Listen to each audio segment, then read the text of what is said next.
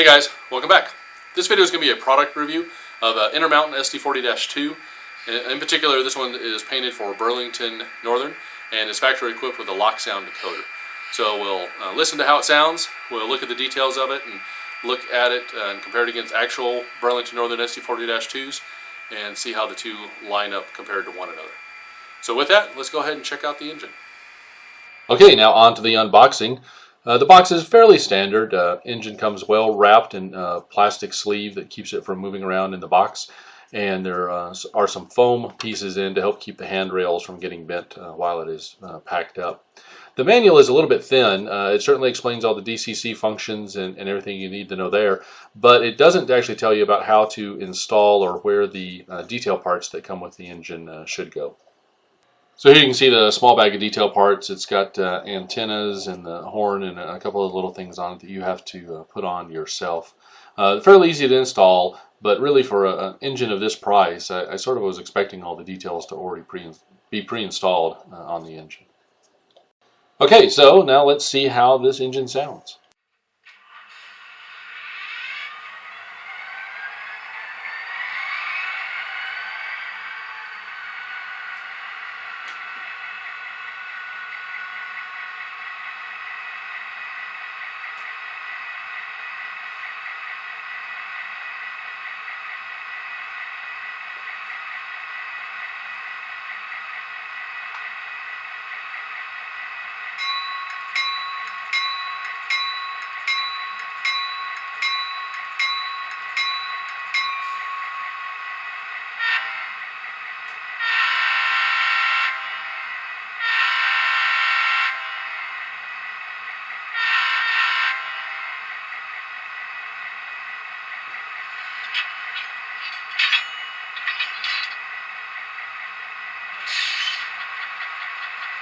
One item to note, this review, like my previous reviews, I've not done any modifications to the engine, the decoder, or the sound system in it, and I've not changed the exterior of the engine at all, and so even the detail parts are not installed for this review.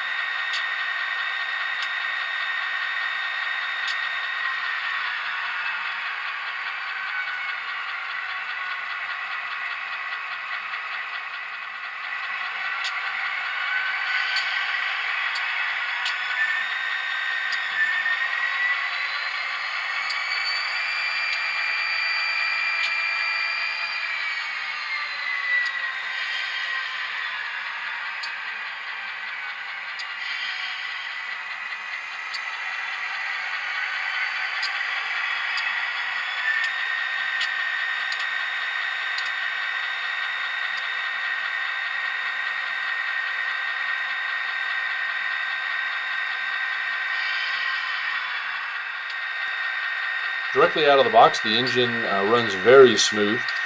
This is operating at speed step 1 out of 128 speed steps, and the engine actually crawls forward relatively smooth, very slight jerkiness, but it's because it's moving at such a slow speed. It actually crawls forward at about 0.6 scale miles per hour at speed step 1 without any warming up or any braking period. The lowest speed I could get the engine to operate perfectly smoothly at was at speed step 3, which is still very slow and looks really nice and smooth. And even at the speed step 3, you still crawl forward at 1.1 scale miles an hour. The actual BN SD40-2s had a top speed between 70 and 73 miles an hour, And the model is just a little bit faster than this at 77 scale miles an hour. Okay, so now that we've seen how the engine sounds and performs, let's go ahead and take a look at some of the details on the engine. Starting at the top of the locomotive, you can see the lift rings are just a little bit oversized, which is pretty standard for lift rings on models. You can't actually see a nice big circle like that when you're standing back looking at an SD40-2 from a distance on them. The paint on the locomotives is very nice and opaque. It's a good color, Cascade green. Cascade green is one of those colors that always seem to change a little bit every couple years. It certainly changed as it was fading in the sun. But there were definitely some engines that looked a little darker and some that looked a little lighter. I think Intermountain struck a really good color, Cascade green that they picked, and the black certainly looks nice and even as well. One item to look at on this model, the SD40-2, is the nose brake lever. SD40-2s, some of them had brake levers and some had brake wheels. And so if you're looking at a model, that's one thing you want to check to make sure it's appropriate for both the prototype and the road numbers you're looking at. For this road number, 6328, the nose brake handle is appropriate. The handrails on this model were nice and straight. However, the front and rear handrails were a little dented in from the packaging of how they were shipped. Those will likely straighten out once I modify them a little bit, push them out some. Also, looking down at the handrails from the top, you can see they're nice and straight and are not wavy at all or anything, and so that makes the engine look really good. Fan detail on the top of the engine is also quite nice. The engine comes with a plow pre-installed. Windshield wipers are on and they look real good. The chain, safety chain in the front handrails, in between the front there, is a little oversized, but again, that's pretty standard for plastic models that they have to make that slightly oversized.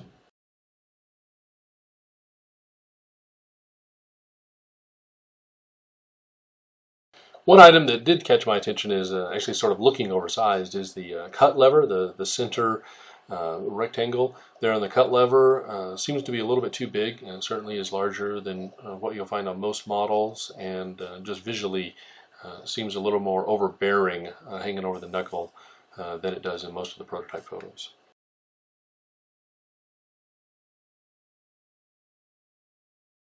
And here you can see a little more of what I mentioned earlier of the handrails being a little bit bent in. Again, I think these will straighten up nicely later. The detail on the steps is excellent. There actually are very small little holes in there that you can see in these photos, so the steps are actually see-through. And then the tread walkways on the engine look really nice. Here's a close-up of the truck side frames, and you can see the brake cylinders are already pre-installed on the engine.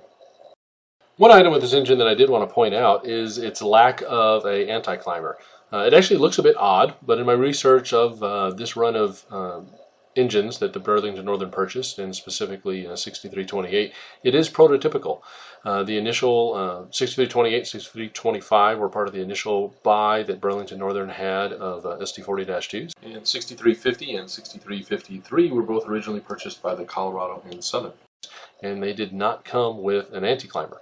And even through its more modern era, 6328 still does not have an anti-climber, and so the lack of one on here, while it looks a bit odd and doesn't look like most of your Burlington Northern SD40-2s, especially those painted in the white face paint scheme, it is correct for this road number.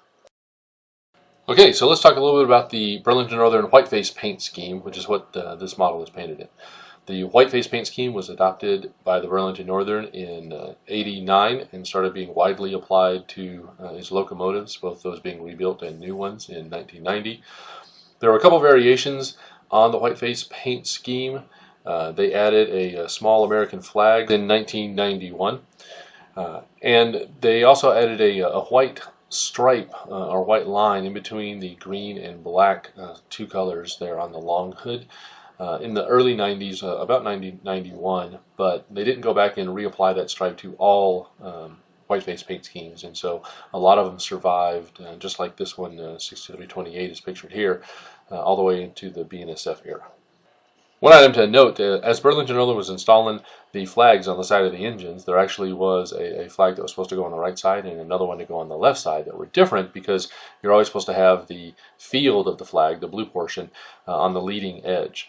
But sometimes they ended up on the wrong sides, and so you can see here actually one of the road numbers that Intermountain did, 6325, the flag there's applied on the wrong side of the engine, so it's actually facing backwards on the nose. Intermountain actually did it correctly, I believe. I don't have 6325, but certainly 6328 and the other ones I've seen have them applied correctly on both sides of the engine, which is the way they were supposed to be, but Burlington Northern actually got a few of them wrong. Okay, now so let's go ahead and look at a couple of prototype SD40-2s in the white face paint scheme. First one up, number 6325.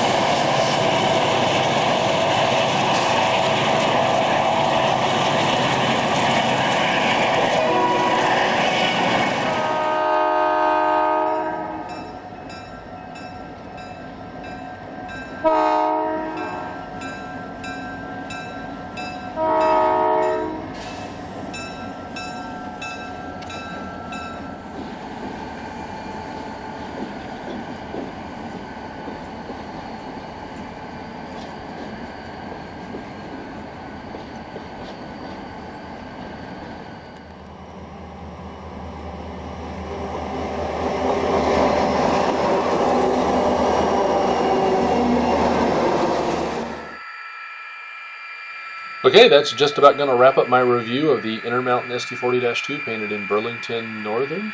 Hope you enjoyed the review and found it helpful and useful. I certainly like the engine. I've already been running it for quite a while. I just had not gotten around to doing a review of it. And if you watched my latest op session video, I'm sure you saw this one operating nice and smoothly along the layout. So with that, make sure you keep running your trains, keep enjoying them, and we'll catch you at the next update.